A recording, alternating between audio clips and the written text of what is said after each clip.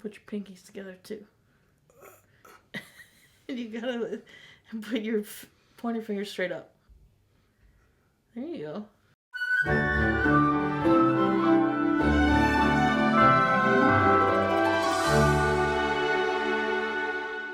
Welcome back to Everyday's Movie Ever. My name is Jess and I'm watching Everyday's Movie Ever. Today we have Aubrey to talk about Doctor Strange. Doctor Strange is a 2016 theatrical release about Dr. Stephen Strange getting injured and trying to find every possible solution when he happens upon sorcery. It was directed by Scott Derrickson. Cinematography by Ben Davis. Editing by Sabrina Plisco and Wyatt Smith. It was written by John Spaihts, Scott Derrickson, and C. Robert Cargill. Music was by Michael Giacchino. It stars Benedict Cumberbatch as Dr. Stephen Strange, Rachel McAdams as Dr. Christine Palmer. Didn't even have to say her last name. Okay. Chiwetel Ejiofor as Mordo, Tilda Swinton as the Ancient One, Mads Mikkelsen as Caecilius, and Benedict Wong as Wong. In 1986 of January, it was in development at New World Pictures. In 1989, a script was written and it was almost made by Regency. The project was reworked into Dr. Mordred in 1992. In 1992, Wes Craven was on to direct and write a Doctor Strange for 1994 and 1995. In 1995, the script was done. In 1997, Columbia Pictures purchased the rights and worked on a new screenplay. In 2000, Columbia dropped it. In 2001, Dimension Films acquired the rights. Also in 2001, Miramax bought the rights from them. In 2004, no script, even though it had a 2005 release date. In 2005, Paramount acquired the rights. In 2007, Guillermo del Toro and Neil Gaiman had pitched to make one. In 2009, Marvel started to work on lesser-known heroes to try and make them more popular because of the success of Iron Man. In 2010, Thomas Dean Donnelly and Joshua Oppenheimer were hired to write.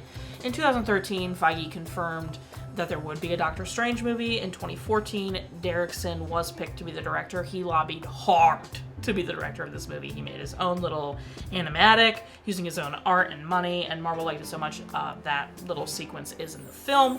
Spaihts also annoyed Marvel to an endless amount to work on Doctor Strange, and they said it ended up being a good fit. They decided to go with an origin story. They wanted Benedict Cumberbatch from the beginning, but Benedict Cumberbatch with his schedule said it's probably not going to work out. Sorry, no thanks. So then they saw a slew of other actors. Jared Leto, Ethan Hawke, Oscar Isaac, Ewan McGregor, Matthew McConaughey, Jake Gyllenhaal, Colin Farrell, Keanu Reeves, and Ryan Gosling were all considered. Also, Joaquin Phoenix was in talks, and he ended up declining because it was never going to be fulfilling. And then eventually, because it was delayed so much, Cumberbatch was signed on in December of 2014, I think. Astrophysicist Adam Frank was the scientific consultant on this film. They began filming November 4th, 2015. They used Arri Alexa 65, Arri Alexa XT Plus, Vision Research Phantom Flex 4Ks. They filmed in Nepal, New York, London, I assume Hong Kong, etc. They wrapped filming on April 3rd, 2016. There were 8 VFX companies involved in post-production, Industrial Light and Magic being one of them. The film had $165 to $236.6 million in the box office and made $677.8 million, definitely not billion, in the box office. Has an 89% Rotten Tomatoes consensus. Doctor Strange artfully balances its outer source material against the blockbuster constraints of the MCU, delivering a thoroughly entertaining superhero origin story in the bargain. It does have a sequel, Doctor Strange: The Multiverse of Madness, released in 2022. So Scott Derrickson is one of my favorite directors that's been working recently. I'm a big horror movie guy, so Sinister is one of my favorite horror movies, but then he's also done some other stuff like Deliver Us from Evil. He did one of the Hellraiser movies. More recently did The Black Phone, and I heard they're working on another one. But the directing, I really enjoyed, a lot of what was done and with this one and where it was headed with all that stuff.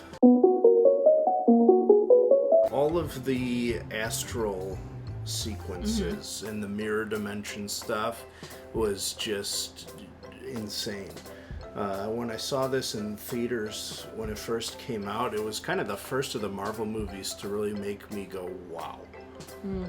You know, it made me feel a sense of wonder for the world that they were building with it. You know, all the other movies have their cool standout visual moments, but this was the first Marvel movie to make me go, this is a big universe. Nice. I thought the visuals looked great. Like, the actual, like, cinematography was fine. It was pretty normal Marvel movie, like, lighting, I suppose.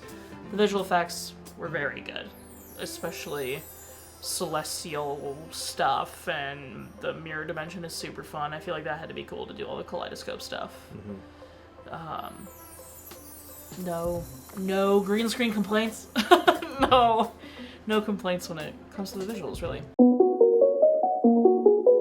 Editing, I thought it was paced very well. Yeah, definitely no slow parts for me. No slow parts, nothing really dragged. The story moved at a good pace. Yeah, and that's interesting because it is an hour and 55-minute Marvel movie. Yeah. And some of the 2-hour ones, I'm like, all right, we didn't need this. Yeah, nothing really stands out as like a slow part, or nothing felt too fast. You know, there were a couple of like, you know, time skip or montagey things, specifically when he was kind of learning magic, but none of it felt too drawn out for a montage, and it didn't feel too fast either. It was very well paced through there. I would concur, excuse me. The editing I thought was great, especially in the trippy sequences, where in the beginning when the Ancient One, you know, puts him through all the universes type moment. That was an incredibly well edited sequence. Yeah. Especially because 98% of that was visual effects, so the editor and the VFX people had to be working together, like, you know, closely.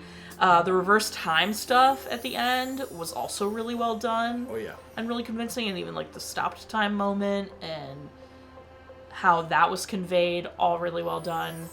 I think the fighting was also well edited. I know sometimes I'm like, it's either too fast, or it's too clunky, or it's too whatever. I didn't have any complaints about the fighting in this one, I think probably because there was, like, a magical element, and a lot of the fighting was also just running through the mirror dimension, so it's like less actual fighting. So I didn't have any complaints there. I like the cape. You know, when the cape comes into it, the fighting gets a little more interesting because the cape helps, like, defend and stuff. Yep. But I thought the astral projection fighting was really cool. Oh, especially with the... What is that called? Oh, EKG? No. No. What is that called? My brain. Is it like an AED? AED or something like that? Whatever. The clear. The shocky thing. The shocky.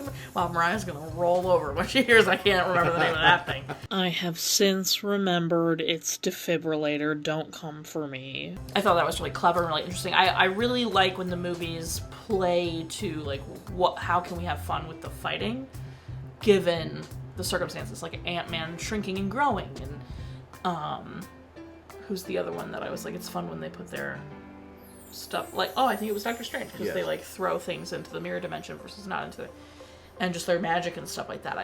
It's really fun when they get clever with the different things heroes can do. Yep. And I think it was well edited in that sense. It's Michael Giacchino. It's Michael Giacchino sounding really similar to more Michael Giacchino. Yeah. The whole movie, like Doctor Strange's main theme, I kept being like, this sounds like something else. And I kept humming it. And Aubrey was like, that is familiar. Mm-hmm. And I was like, I swear it's like another hero or something. It's Star Trek. It's the newer Star Trek movies. Michael Giacchino also did those. So it sounded like that to me. Which is it's a good theme. So that's probably why I thought that. The harpsichord was cool. Yes, there were some good music moments that were, like, a little old, a little fun, and then, like, classic hero-y. Yeah, but songs. The harpsichord really helped to differentiate it and give it a lot of character compared to some of the more generic superhero scores that are out there. Definitely. I'm very biased with this, as I love Scott Derrickson, and not only that, but his writing partner, C. Robert Cargill, is, top 3 writers for me. I really enjoy a lot of the movies he's written, as well as his books and short stories and stuff like that. I thought this was very well written. Some of the cleverness of the script and the use of things to demonstrate, using the apple to show Strange learning the time powers of the Eye of Agamotto, the whole twist with the whole bargain sequence was just really well done with Dormammu. Oh, yeah, of course. So good. It's not a big climactic fight. It's a character outsmarting the villain, which is way more interesting than let's have a big bombastic fight, And then on top of that, just the way that Strange has such a distinct character arc within this movie compared to a lot of other superhero movies and stuff. The way he goes from being just such a pompous jerk at the beginning of this movie to, by the end of it, he's willing to straight up sacrifice himself for the entirety of existence to protect Earth. Stephen Strange from the beginning of the movie would not have done that. No. I agree. I think one of the things that sets this apart from other Marvel movies is that your main character who's becoming a hero isn't already a good person, right? You have Steve Rogers, who's already a good person, he just gets superpowers. You have Peter Parker, who's already a good person and just gets superpowers. You have a lot of those. And then, you got Robert Downey Jr., who could arguably be similar to Stephen Strange, but that was more, he just was unaware and chose to be a party boy, right? He wasn't necessarily mean or evil, much like Stephen is a jerk. Rather than the whole weapons manufacturer. Well, but he chooses to be... Yes. He had no clue about that. He just knew he was making weapons. Sure. Because that's his business. Yeah. Where Stephen, chooses to be a pompous turd. And, people, he doesn't care about people, he cares about being the best, and cares about being the smartest person in the room, and doesn't care what that makes other people feel, and he doesn't care about saving people's lives, he cares about being the person. That does it. And, the acclaim that comes with it.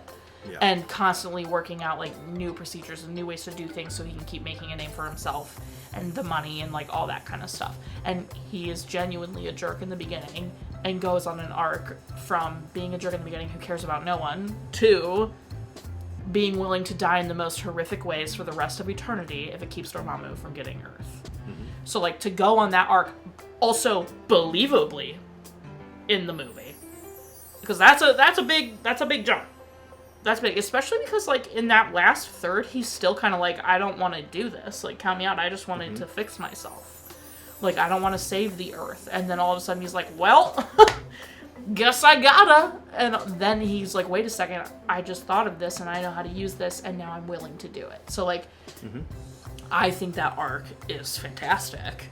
And one you don't get with a lot of superheroes, because a lot of superheroes are either born that way or are already a good person who get powers. So I think it's fun that through having to humble himself and become a better person, he gets to learn how to use powers and stuff like that. I like it. I think it's good. Yeah. And a fun fact about the writing, I heard Cargill talk about this on a podcast.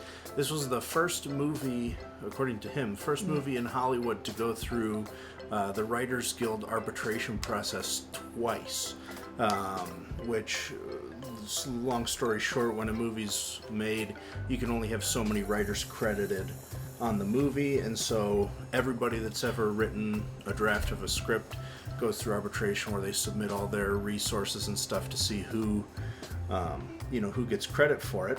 And this movie was written, they go through arbitration, it comes out, and then some screenwriters saw it and they were like, wait, I worked on that. And so they found a bunch of extra drafts of Doctor Strange movies from throughout the whole... From the 80s until now. Yeah, the whole history, all these extra scripts, and it was enough of a thing where the Writers Guild was like, I guess we have to do a second arbitration, which is kind of crazy. Very crazy. It's Mads Mikkelsen. Sorry, that was kind of hard. I didn't mean to do that. I can't say anything bad about him. Mads. You love him. He's one of my favorite actors. Yeah, Mads is great. He's not in it a ton. No. But when he is in it, You have hard eyes. Yeah. Yeah. When he's in it, he's in it. You know, I wish he would come back at some point. I don't feel like he's definitively dead, but I want him back. He'll just come back as another character. The amount of Marvel actors who've been more than one. He's the guy I've wanted to be Doctor Doom. Oh, T. But, you know. RDJ is doing Doctor Doom. Yeah. I think Benedict was a great choice. I think yeah. he's fantastic as Doctor Strange. It's Benedict Cumberbatch. We all know he's a good actor. I don't have to sit here and say he's a great actor. Completely sells it. Benedict is so good at being a jerk and then being soft and cute. Wong was really good as well. Oh, yeah. Very funny. So funny. It's funny. I mean, this is getting into future Marvel movies, but like in this movie, he's a very different Wong than he is in a lot of the later movies. Yeah. Because he's such a stickler kind of a guy throughout this. Not a ton of humor at the start of this movie. He's very, very, well, but his like character. Stern and dryness is played off of, which is what makes it funny. Exactly. And then, kind of throughout the movie, the character has these moments where, as you're saying, his, sticklerness is played for humor, which works really well. And then the character, by the end of the movie, has a couple of, like, actual jokes. Yeah. I think also his, like, softening comes with the fact that Steven also softened and showed his worth. So then Wong is like, oh, okay. Yeah. Because I'm sure Wong was not such a stickler with the Ancient One. No. Yeah, no, everybody acted very well in this one. I don't think anybody was... It's Rachel McAdams. Can't beat her. Tilda Swinton. Tilda Swinton's fantastic. Chiwetel Ejiofor. Yeah. Classic. And Mads. Said with the most affection. Yep. And Mads. That beard on Benedict Cumberbatch was a crime. I hate when they do beards that are long and fake and they look so like scraggly, patchy, gross. Because it looks super fake. Sure. I know some men like gross, like patchy, scraggly beards. But it doesn't look like that. Not usually. Absolutely terrible. The goatee, fine. The goatee is fine. That looks way more believable. So... Anyway, the VFX, we already kind of touched on it in the cinematography section, but the VFX are great. You got a favorite part?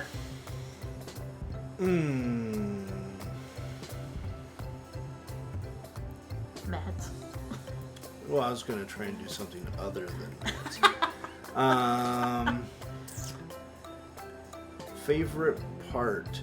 I really liked the montage of Strange learning magic, and then the little montage later when he was stealing all of the books from the library. He was opening the little portals, grabbing all the books and stuff, while Wong was sitting there listening to Beyonce.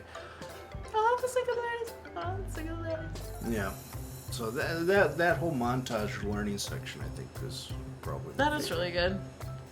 I don't know what my favorite part is. I put down Wong laughing at the end finally. Sure.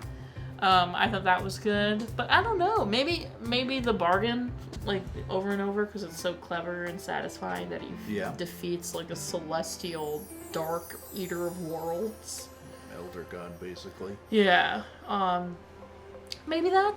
But also I like, when him and Christine are nice to each other again. That's nice. I also really like when he comes to her for the first time with the wound and the whole astral projection fight. I do really like that whole sequence. Yeah. That might be up there. Yeah. That might be up there for me, actually. Yeah. The helping your ex do surgery on yourself while fighting as a ghost, that's... Yeah. I love that whole sequence. That's probably my favorite. Least favorite part.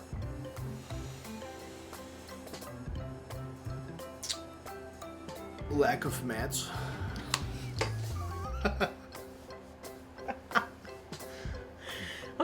take it. I accept, because there is not a lot of him in that movie. Yeah, other than that, I don't think there's any specific standout. Mine is Mordo going bad. Oh, sure. That makes me big fat. Because I like him. Yeah. Recommend? 100%. Watch again? Absolutely. I absolutely recommend it. If you haven't seen Doctor Strange, go. It's fun. Watch again? I'm sure I will. I don't know when, but I'm sure it'll happen. I have no specific moments. Is there any specific moment you want to, like, shout out or say, we didn't talk about this and I love it? No, I think we got all of it. Yeah. I thought, overall, great. Yeah. Alright. What would you give it? I would put this at probably an 8 or a 9 for me. What should we do? Sling rings? Eyes of Agamotto. Eyes of Agamotto. Wait. I had to think about it too much. Yeah. Okay. So the green Infinity Stone. No, it's the Eye of Agamotto. Okay, it's like fine. the whole necklace thing. Okay. Okay. So 8 or 9. Or 8.5. 8.5. Eyes of Agamotto. Eyes of Agamotto. Out of 10. Out of 10. Yeah, mine's a 7. Eyes of Agamotto out of 10. Our total movie count is. Parent deaths and crack are still the same. Nobody's parents died. And I didn't cry. If you want to keep up with what movie I'm watching when, follow me on all socials. And then, do you want them to follow you anywhere? Letterboxd is yes, probably right. the best one right now. Yep. Go check them out. Okay. Join Patreon. Buy merch. Hey, it's a good color. He is in merch, if you can believe it. There's a castle back here. Yeah. There's a castle back there, I promise. Buy merch. Yeah, I already said it. Okay, until next time, comment, like, subscribe, and not in charge of your life. You are, so you, and don't be, for your sake, I'll say Dormammu instead of Caecilius. How's that? Yeah. Don't be Dormammu about it.